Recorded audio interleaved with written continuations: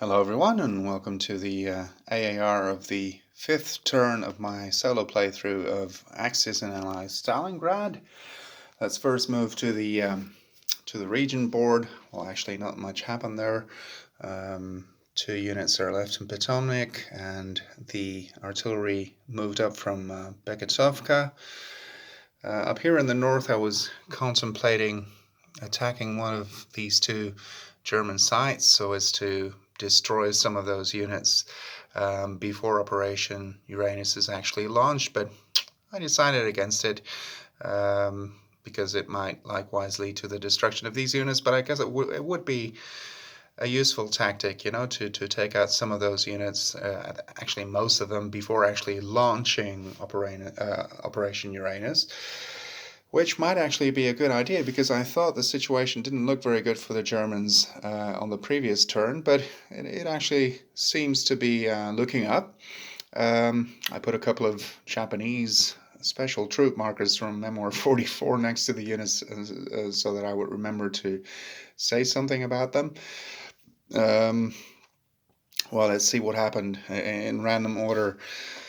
I purchased a couple more rocket launchers for the Russians. They all missed. All the artillery also missed. So yeah, they didn't hit a single thing. I do think this area is bound to the stacking limits as well. Not for actually placing units, but after movement, I think it is. I'm not 100% sure about that, but I think it is. So it's actually got the full stacking limit.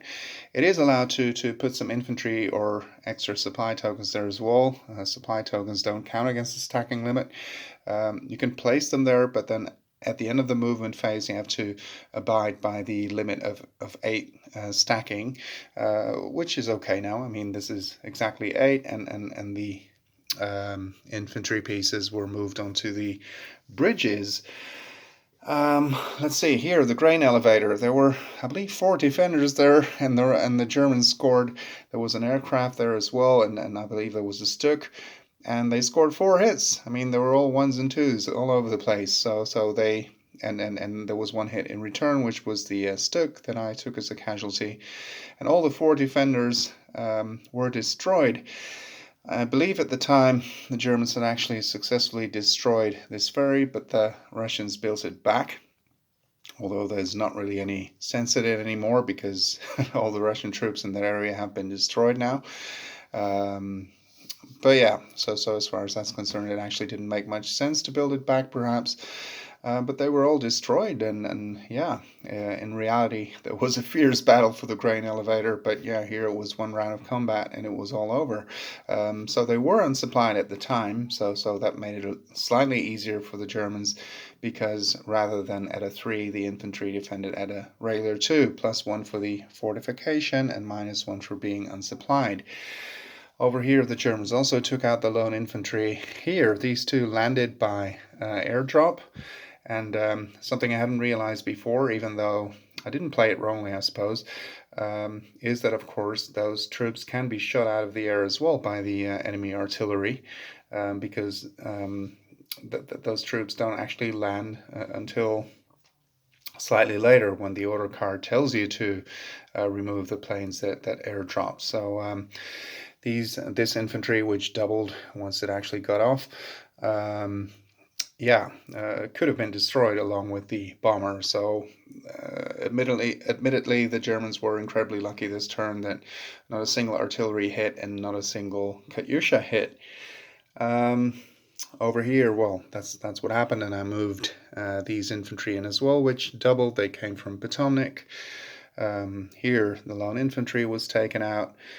Over here, an aircraft from Shrednaya Aksuba dropped a supply, because I'm trying to hold on to a few victory areas, Mamayev Kurgan being one of them, and the other one being the Barricada factory, which I'm hoping to hold on to. So I moved the other units out of there.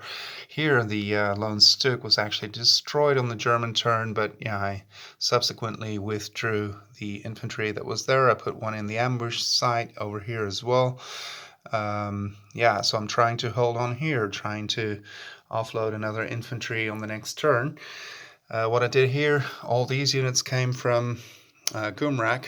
They moved via Orlovka into Rhinoc, into Mechetka Ravine. So a move of 2. This one was already axis controlled, which is what enabled it.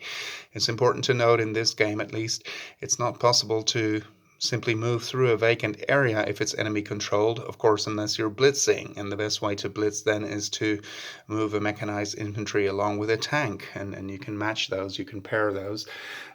So that's usually a very good and useful tactic. So now the north is under pressure as well. And from the south, the Germans are, well, yeah, as I said, there aren't that many units left. So with the infantry moving up, they might actually make it. So I think I'm going to launch, and that's the benefit of playing solo. I think I'm going to launch Operation Uranus on turn 6 rather than on turn 7. So I think that about sums up the turn. Thank you for watching, and see you after the next one.